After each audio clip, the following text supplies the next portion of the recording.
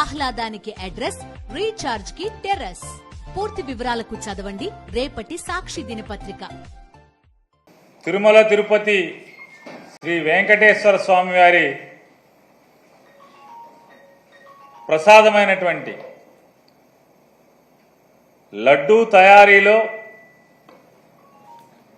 ఉపయోగించేటువంటి ఆవు నెయ్యిలో జంతువుల యొక్క కొవ్వు కలిసిందని,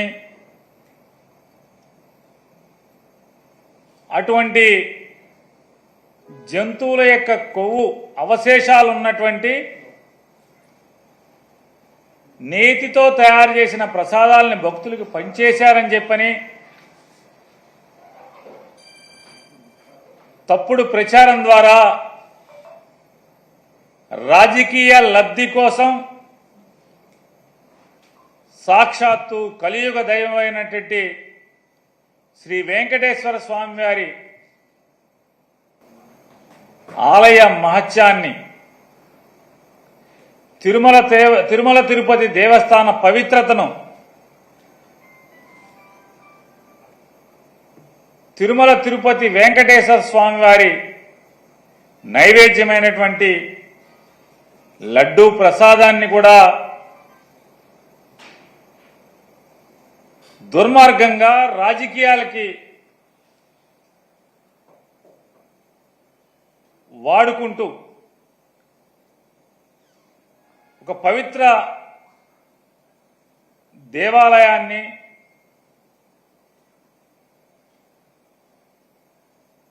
ప్రపంచవ్యాప్తంగా ఉన్నటువంటి హైందవ ప్రజల యొక్క ఆరాధ్య దైవమైనటువంటి వెంకటేశ్వర స్వామి వారిని కూడా రాజకీయాల్లో భక్తుల మనోభావాల్ని దెబ్బతీసే స్థాయిలో ముఖ్యమంత్రి హోదాలో ఉన్నటువంటి ఒక బాధ్యతాయుతమైనటువంటి పదవిలో కూర్చున్నటువంటి నారా చంద్రబాబు నాయుడు గారు తిరుమల తిరుపతి ఎగ్జిక్యూటివ్ ఆఫీసర్ గారైన శ్యామలరావు గారు నెయ్యిలో లోపాలున్నటువంటి నెయ్యిని వెనక్కి తిప్పి పంపాము, మేము దాన్ని వాడలేదు, స్వీకరించలేదు అని, ప్రసాదానికి దాన్ని వాడకుండానే వెనక్కి తిప్పి పంపించాము అని చెప్పని, అలాగే తిరుపతిలో ల్యాబ్ ఉంది, ల్యాబ్లో మేము పరీక్ష చేసి అటువంటి నెయ్యిని వెనక్కి పంపించాము, వాడలేదని చెప్పని ఈవో చెప్తున్నప్పటికీ కూడా దుర్మార్గంగా నారా చంద్రబాబు నాయుడు గారు దీంట్లో జంతువు కొవ్వు కలిసిందని, అలాగే వారి కుమారుడైన నారా లోకేష్ నాయుడు గారు మరొక అబద్ధాలాడటంలో, అసత్యం ఆడటంలో మరొక 10 అడుగులు ముందుకేసి పంది కొవ్వు కలిసిందని చెప్పని ప్రసాదంలో నారా లోకేష్ మాట్లాడుతూ, అలాగే వెనకటికి పెద్దలు చెప్పిన సామెతగా దున్నపోతు ఈనిందేనే ఎవడో చెప్తే దూడను కట్టేయమని చెప్పని ఇంకొకటి దూడను కట్టేయడానికి పరిగెత్తిన చందాన ఈ తండ్రి కొడుకుల యొక్క దుర్మార్గపు మాటలని, దున్నపోతు ఈంతే దూడ కట్టేయడానికి ఎవడో పరిగెత్తినట్టుగా పవన్ కళ్యాణ్ గారు దాన్ని భుజానేసుకుని ఆ మాటను ప్రచారం చేయటం, వీళ్ళందరూ కలిసి ఉమ్మడిగా కూటమిగా